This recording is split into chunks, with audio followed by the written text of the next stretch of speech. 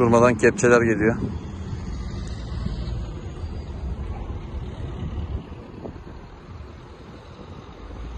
Çok yanıyor.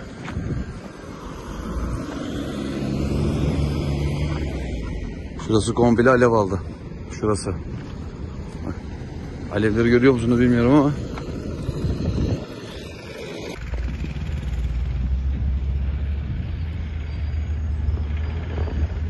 Rüzgar çıktıkça alevler çoğalıyor.